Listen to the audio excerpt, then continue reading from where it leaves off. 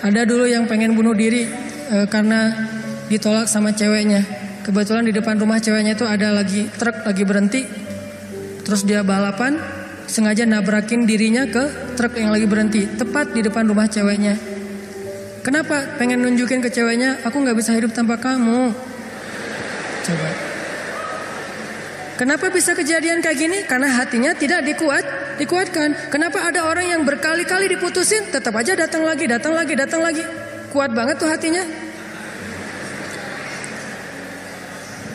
Berkali-kali diputusin, datang lagi. Bukan datang ke yang lain, datang ke yang sama. Sampai orang yang putusinnya, yang putus asa memutuskan, akhirnya menerima. Nah, di sini berarti bukan soal layak dan tidak, soal siapa yang paling sabar ya. Kan kata Umar bin Khattab, rahasia kemenangan dalam satu pertarungan. Ini yang ngomong jawaranya ya, Umar, bukan saya. Kalau saya mungkin bukan petarung. Kalau Umar kan petarung. Dia ngomong apa? Rahasia kemenangan dalam satu pertarungan bukan teknik, bukan kekuatan fisik, tapi ketahanan, kesabaran. Siapa yang paling sabar, dia yang akan menang. Siapa yang paling sabar sampai ronde 10, maka dialah yang menang. Begitu juga dalam kehidupan, siapa yang paling kuat, dialah yang akan sukses, yang paling sabar. Ternyata kadang Allah menolong kita bukan dengan cara buat hidup kita gak ada masalah. Justru kadang masalah itu kuliah buat kita. Masalah itu nyantri buat kita. Masalah itu kursus buat kita, biar kita mengerti kebaikan. Mengerti artinya menjadi orang yang tangguh. Tapi Allah kuatkan hati kita, sehingga kita berbaik sangka. Ihfazillah yahfazka. Jaga Allah, Allah jaga kamu. Berbaik sangka kepada Allah. Misalnya lagi ada musibah, oh kayaknya Allah mau ganti yang lebih baik nih. Kayak gitu. Ada musibah langsung berbaik sangka, Allah mau ganti yang lebih baik. Istri saya tuh salah satunya, dan beliau aktivis mengurus pasien-pasien kanker yang kurang mampu di Bandung. Jadi kita punya namanya Rumah Teduh, menampung ada sekitar 6 rumah, menampung lebih dari 70 pasien, termasuk ada yang dari Garut, dari Tasik, dari pelosok-pelosok.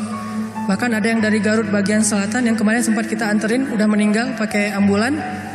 Dari Bandung ke rumahnya itu 12 jam. Karena pertama udah sampai di jalan raya harus digotong, gak bisa naik mobil ke atas, ke bukit gitu. Gotongnya aja sejam. Kalau pakai motor nggak mungkin kan, bawa tandu kan, pakai motor nggak mungkin ya. Tapi kalau teman-teman anak-anak motor kayaknya bisa nih ngetrik ya, bahwa kalau kita nggak bisa akhirnya ditandu sejam naik ke atas tuh. Nah, kemarin ada kejadian di salah satu rumah teduh untuk nampung pasien-pasien yang kurang mampu bersama keluarga mereka. Ada satu pasien nyamar, dia pura-pura sakit, terus tinggal di situ sehari. Tiba-tiba malam hari dia hilang. Semua HP keluarga pasien diambil, dibawa lari. Mencuri HP pasien kanker kurang mampu. Coba kurang apa dosanya tuh? Mencuri HP, nyopet HP orang di mall masih mending, dosa lah ya. Tapi gak dosa segede itu ya, gak berlipat-lipat. Ini dosanya apa? Mencopet, mengambil HP keluarga pasien kanker kurang mampu. Yang di HP itu satu-satunya alat untuk komunikasi, ngurus pengobatannya. Kita nelpon mereka juga di situ, nelpon dokter lewat HP itu, diambil sama dia. Hilang sekitar 5 HP, 5 pasien. Langsung kita coba snapgram di sosial media. Dalam hitungan jam Allah ganti HP yang lebih bagus, jumlahnya 2 kali lipat. Itu juga kita stop. Kalau enggak mungkin 10 kali lipat jumlahnya. Bisa jualan HP itu. Kita taruh Instastory, kita butuh HP nih, ada 5 pasien kita yang kehilangan HP dalam satu musibah.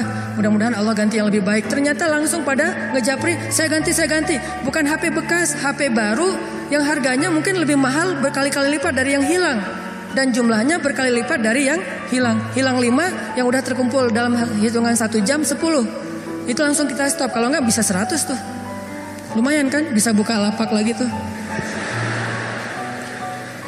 Nah ternyata benar, kalau kita berprasangka baik ke Allah, akhirnya mereka pas dikasih HP yang baru bingung, Pak nih gimana cara memakainya nih? Karena HP yang mereka selama ini kan yang HP hitam putih yang agak gede yang bisa ngelemparin maling ya. Sekarang HP-nya slim, warna, bisa selfie. Mudah-mudahan sih nggak sibuk selfie ya. Nah alhamdulillah dikasih yang lebih baik. Coba berprasangka aja sama Allah. Dan itu mudah banget bagi Allah.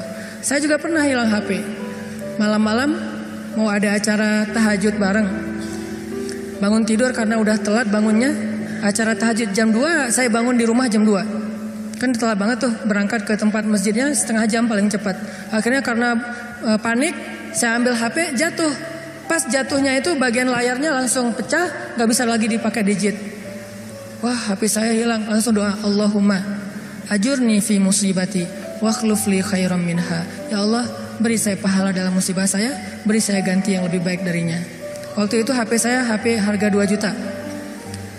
Paginya jam 10 pagi Allah ganti dengan Samsung Note 5 yang waktu itu harganya masih 10 juta.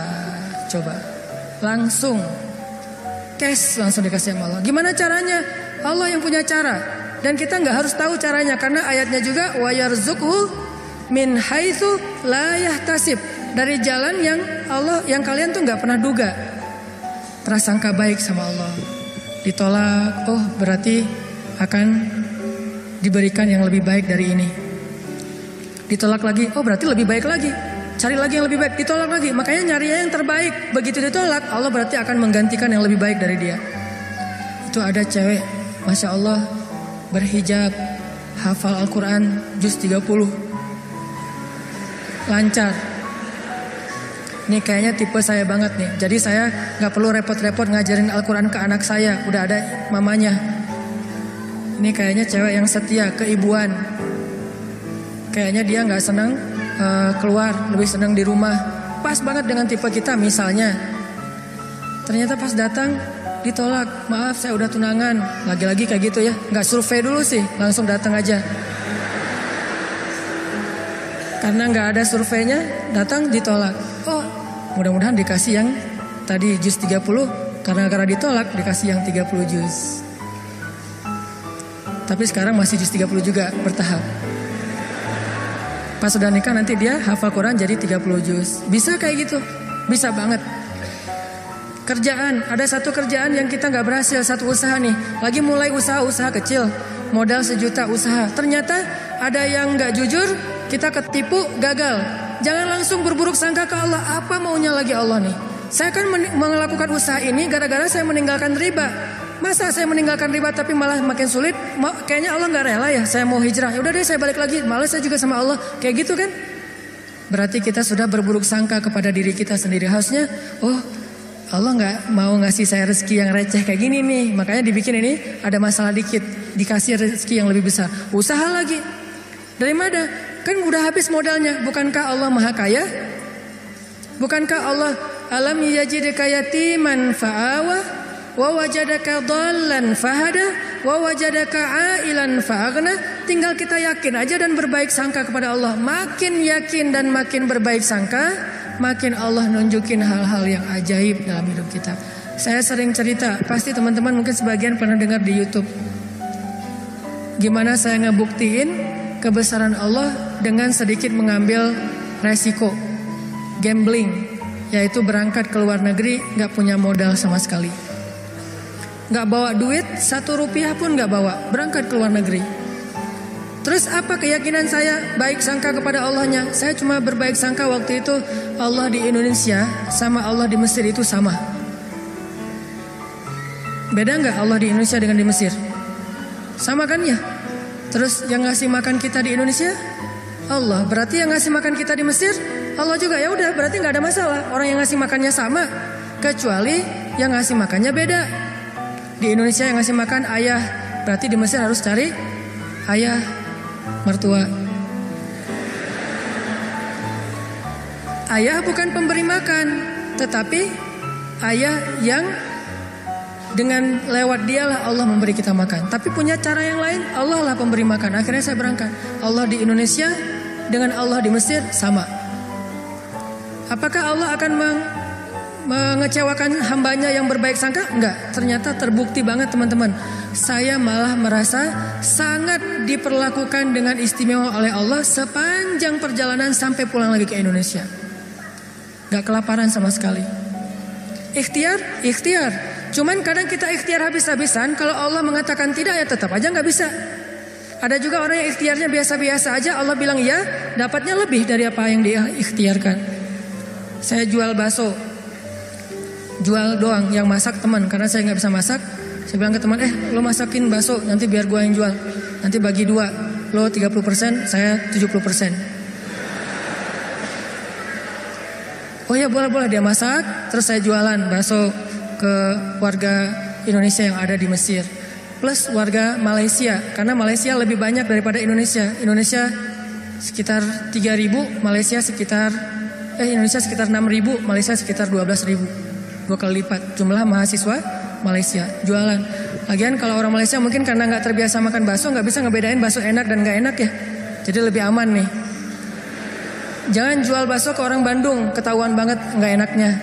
Karena orang Jawa Barat kan banyak jual bakso tuh. Wah ini nggak kayak bakso di tempat saya. Jual bakso ke mereka.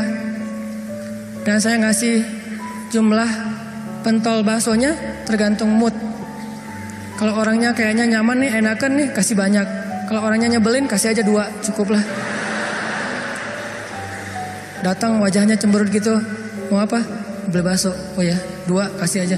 Terus temennya, Mas, iya, mau apa? Beli bakso? Boleh? Oh boleh. Oh, kasih 10. Akhirnya pas makan berdua ngelihat sebelah, kok beda?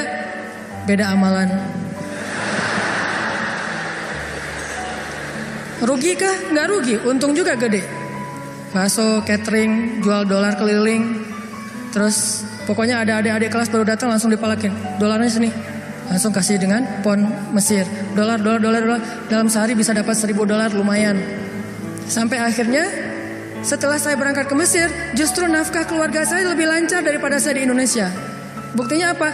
Adik-adik itu sekolah saya biayain, kirim dari Mesir. Dari mulai dia SD, SMP, SMA dibiayain. Terus ibu nanya, saya nanya ke ibu, Mak, kan di Aceh, Mak butuh apa di rumah? Kalau abang ada duit lebih, Mak pengen beli kulkas.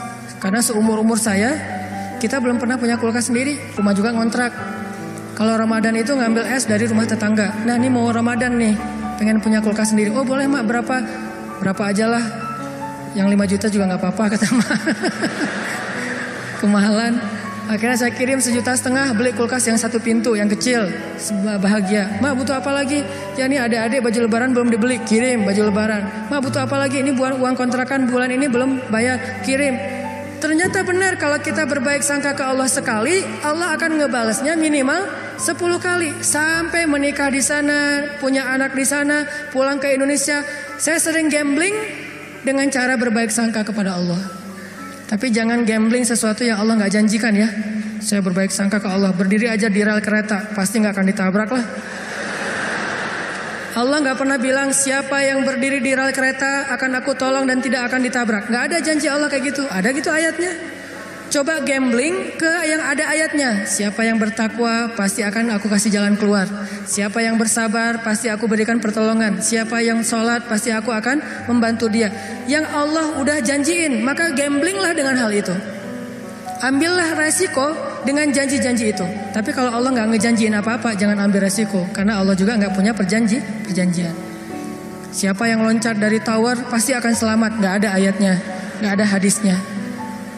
Siapa yang minum racun gak apa-apa, karena dia minum racunnya ikhlas. Gak ada minum racun ikhlas. Ini teman-teman, berbaik sangka kepada Allah, maka kita gak bakalan kecewa. Ada masalah apa aja, balikin lagi ke Allah. Oh ini kayaknya Allah pengen ngasih kebaikan. Yang baik-baik aja yang dipikirin tentang Allah. Begitu sekali kita berburuk sangka ke Allah, sekali itu kita telah memberikan kesempatan buat diri kita untuk celaka atau mendapatkan kerugian. Aku tergantung prasangka hambaku kepadaku. Makanya cerita yang paling populer yang kita baca di Al-Quran itu ketika Nabi hijrah ke Madinah. Apakah perjalanan hijrah Nabi mudah? Enggak. Jadi kalau kita ngerasa perjalanan hijrah kita itu enggak mudah, berarti kita juga ngerasain apa yang dirasakan Nabi Muhammad SAW. Bukan kita doang yang susah dalam hijrah. Nabi juga susah, padahal Nabi lebih dekat ke Allah daripada kita. Yang mudah itu siapa? Umar.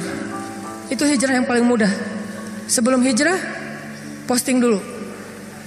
Besok mau hijrah, hari ini posting. Captionnya apa? wahai orang-orang Quraisy, ketahuilah bahwa saya besok bakalan hijrah. Siapa yang pengen istrinya jadi janda, anaknya jadi yatim, tunggu saya di balik bukit itu. Langsung share location, bukit yang mana. Umar tuh yang posting dulu, nggak ada yang berani nge-like coba. Sepi aja tuh postingan Umar yang paling sepi itu. Nggak ada yang berani nge-like, nggak ada yang berani komen, diam aja anteng. Besoknya Umar hijrah, ada nggak yang berani nungguin Umar di luar kota? Nggak ada. Yang berani mencegat Umar? Nggak ada. Karena mencegat Umar sama aja dengan bunuh diri.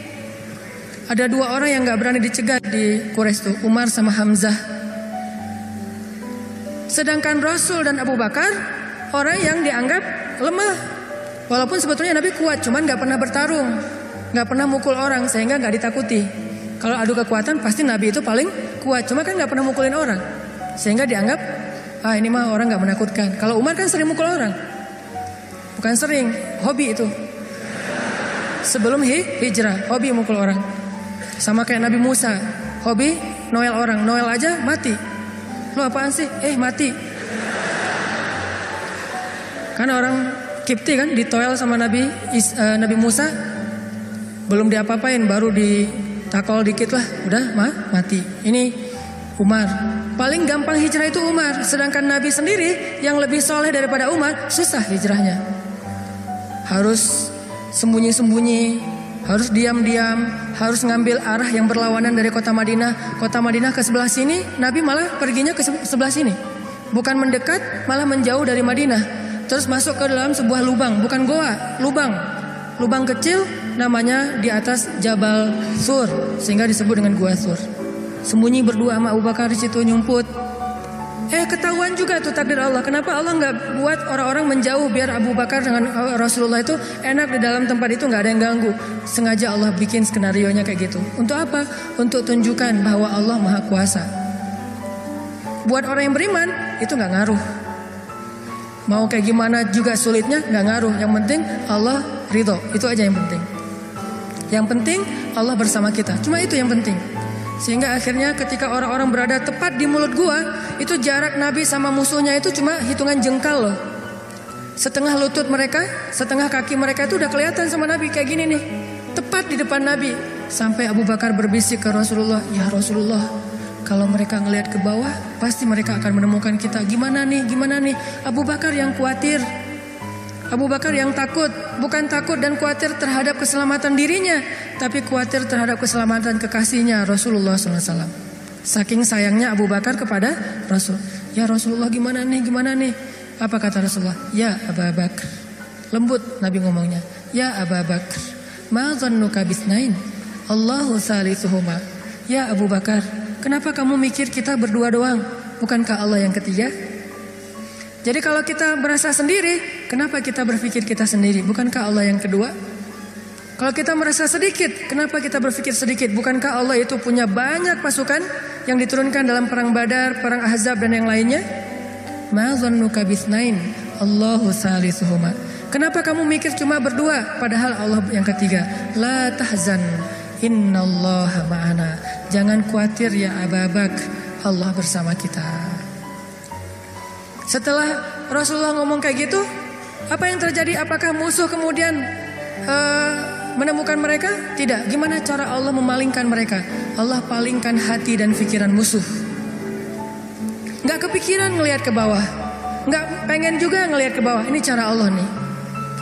Kalau ada berita bahwa di situ ada laba-laba, ada merpati bikin sarang, itu masih kontroversi di antara ulama. Ada ulama mengatakan itu benar, ada ulama mengatakan itu dhaif. Allahu alam.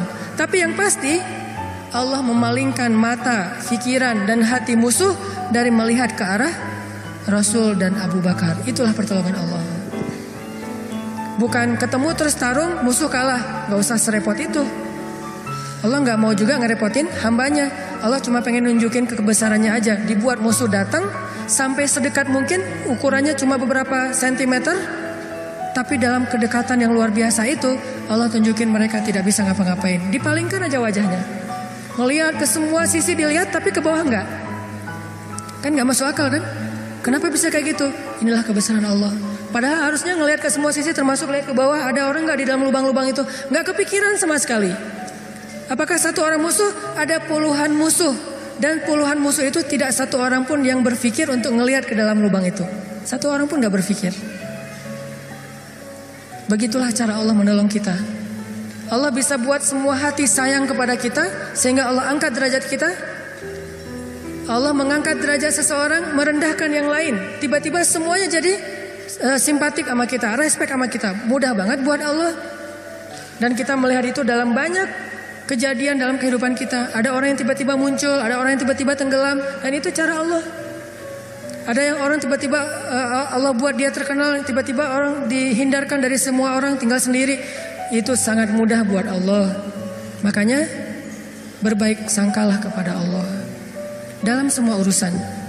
Sehingga ketika kita berbaik sangka kepada Allah, Allah akan memperlakukan kita seperti apa yang kita persangkakan. Jaga Allah, Allah jaga kita. Itu satu. Hari ini dua aja nih. Gimana maksud jaga Allah sehingga Allah jaga kita? Satu, berbaik sangka. Kedua, arti jaga Allah, Allah jaga kita ada di Al-Baqarah. Fadhkuruni azkurukum. Ingatlah Allah ketika kita senang, nanti Allah ingat kita ketika kita susah. Itu ayatnya. Walaupun terjemahannya nggak sejelas itu. Terjemahannya ingat aku ingat kamu. Tapi tafsirnya maksudnya ingat aku ketika kamu lagi senang, ketika kamu lagi lapang, ketika kamu merasa nggak butuh, nanti aku akan ingat kamu ketika kamu lagi susah, lagi sempit, lagi butuh. Fadhkuruni adzkurkum. Jangan cuma ingat Allah pas kita butuh, sehingga nanti Allah baru akan ingat kita di kebutuhan berikutnya. Karena Allah membalas perbuatan kita, bukan langsung waktu itu. Jadi kalau kita mau ditolong ketika susah, jadilah orang yang selalu mengingat Allah ketika kita senang. Lagi gak ada masalah nih, tetap ingat Allah. Gimana ingat Allah ketika kita lagi senang? Bersyukur. Ketika dapat nikmat, alhamdulillah ini nikmat dari Allah. Diingat, Allahnya tuh dimention terus, di tag terus. Sehingga ketika nanti kita kekurangan, Allah akan bilang, itu hambaku lagi kekurangan, aku bantu deh. Karena ketika aku kasih dia nikmat, dia ingat aku. Begitu dia punya masalah, aku akan ingat dia. Apa contohnya? Contohnya ada seorang laki-laki, ini cerita Nabi nih, hadis, tapi hadisnya dalam bentuk cerita. Ada seorang laki-laki lagi musafir di zaman sebelum zaman Nabi, mungkin di zaman Nabi Isa atau zaman Nabi sebelumnya, tidak disebutkan. Yang jelas umat terdahulu, Bani Israel. Ada seorang laki-laki lagi jalan, di tengah jalan dia ngelihat ada segumpal awan yang bentuknya aneh. Awan ini awan yang sangat gelap, warnanya abu pekat, benar-benar mau hujan deras. Tapi ukurannya nggak besar, ukurannya seukuran satu petak sawah doang gitu. Dia perhatiin nih awan kok aneh, yang lain cerah, tiba-tiba ada satu awan kayak gitu. Nggak lama dia memperhatikan, terdengar suara dari langit berbicara kepada awan, dan dia dengar suara itu. Apa kata-kata dari langit? Ya ghamam, iski mazra'ata fulan bin fulan. Wahai awan, turunkanlah hujanmu ke sawah fulan bin fulan. Fulan bin fulan ini disebutkan namanya. Wahai awan, turunkanlah airmu ke sawahnya fulan bin fulan. Setelah suara ini berbunyi, awan itu pun berarak, dibawa oleh angin. Berarak, laki-laki ini memperhatikan dan ngikutin. Kan tadi dia penasaran kan, dia kepoin mau kemana nih awan, ikutin tuh awan. Terus setelah sekian lama dia ikutin, awan itu pun berhenti di atas sebuah petak sawah, di antara banyak petak sawah. Jadi ada persawahan, awan itu berhenti di salah satu petak sawah. Tiba-tiba turun hujan lokal. Cuman di petak sawah itu aja, yang lain tetap kering, yang itu basah. Ini di tengah musim kemarau, ada awan yang turun hujannya cuma di satu petak sawah. Diperhatiin, aneh juga nih hujan lokalnya. Sampai akhirnya awannya hilang, hujannya reda. Setelah itu muncul seorang laki-laki dari petani yang datang ke sawah itu berteriak, Allahu Akbar, Allahu Akbar, Alhamdulillah, Alhamdulillah. Kemudian laki-laki musafir ini pun mendekat. Dia tanya, Pak, ini sawah punya siapa? Kata laki-laki itu, punya saya, Alhamdulillah Allah kasih air. Terus laki-laki ini bertanya, Bapak namanya siapa?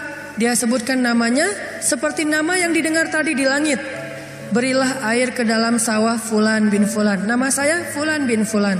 Masya Allah, ternyata orang inilah yang dimention dari langit tadi tuh kepada awan.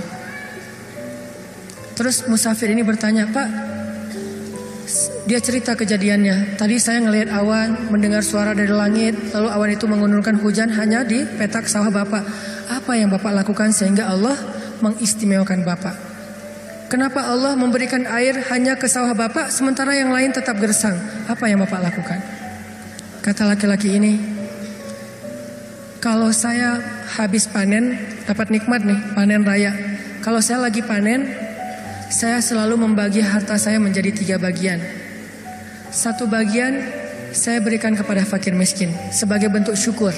Ingat Allah berarti. 1 bagian lagi saya berikan kepada keluarga saya sebagai kewajiban, nafkah. Dan 1 bagian lagi saya jadikan sebagai modal untuk membeli benih-benih berikutnya. Diputar lagi tuh uang. Ternyata Allah ridho dengan apa yang dia lakukan. Dialah orang yang ketika senang ingat Allah, gak lupa sama Allah. Sehingga ketika dia susah, musim kemarau, musim kering, gak ada hujan, Allah ingat dia. Begitulah Nabi berkisah tentang laki-laki ini. Tentang bab syukur di dalam banyak cerita-cerita ulama. Berarti maksud dari menjaga Allah, Allah jaga kita adalah bersyukur kepada Allah. Ingat Allah ketika kita senang, ketika kita sehat. Nanti Allah juga akan ingat kita ketika kita susah, ketika kita sakit. Minimal ingatnya dalam bentuk Alhamdulillah, ini anugerah dari Allah. Alhamdulillah, ini karunia dari Allah. Jangan lupa. Sehingga kalau kita dapat nikmat, jangan bangga diri dulu, jangan besar kepala dulu, tapi mention Allah dulu. Alhamdulillah, ini nikmat dari Allah. Sehingga nanti kalau kita butuh Allah, Allah akan ingat kita. Dan itu berlaku dalam semua masalah kehidupan kita. Satu cerita lagi, gimana Allah ingat hambanya yang ketika normal ingat Allah. Cerita yang populer tentang 3 orang yang terkurung di dalam gua. Gimana mereka bisa selamat? Lagi jalan touring, tiba-tiba badai, masuk ke dalam gua berlindung. Karena badai akhirnya terkurunglah di dalam gua. Lagi touring tuh. Bahkan mungkin motornya ketinggalan di luar. Karena tadi pas buru-buru ya masuk ke dalam gua, motornya ditaruh di luar, terus mereka longsor. Gimana 3 orang ini bisa selamat dari kurungan gua? Dengan berdoa, ya Allah, dulu saya kayak gini. 1, berbakti kepada ibu. 2, tidak menzolimi pekerja. Yang 3, meninggalkan zina gara-gara takut kepada Allah. Artinya dulu pernah berbuat baik ketika dalam keadaan normal, beramal solih. Nanti ketika mereka susah, amal soleh mereka dulu itulah yang akan menjadi wasilah Allah menolong mereka. Jadi jangan beramal soleh, rajin sholat, rajin ke masjid, rajin tilawah pas lagi ada masalah doang. Justru pas lagi normal kayak gini nih, kelihatan ikhlasnya. Kalau lagi ada masalah kan ada maunya tuh, bukan ikhlas ya. Walaupun Allah menghargai, tetap itu kebaikan, gak akan disia-siakan. Cuman mau lebih keren, jangan pas lagi ada masalah doang. Pas lagi normal, kayak lagi gak merasa butuh sama Allah, tetap rajin ke masjid, tetap sholat tepat waktu, tetap mengingat Allah, tetap membaca Al-Quran, tetap membantu orang lain, tetap berbakti kepada orang tua. Sehingga kalau kita ingat Allah ketika kita lagi normal, lagi susah, lagi suka, lagi lapang, nanti Allah Subhanahu wa Ta'ala akan mengingat kita ketika kita lagi susah dan lagi sempit. Itulah yang terjadi dalam banyak kisah-kisah yang diceritakan oleh Nabi.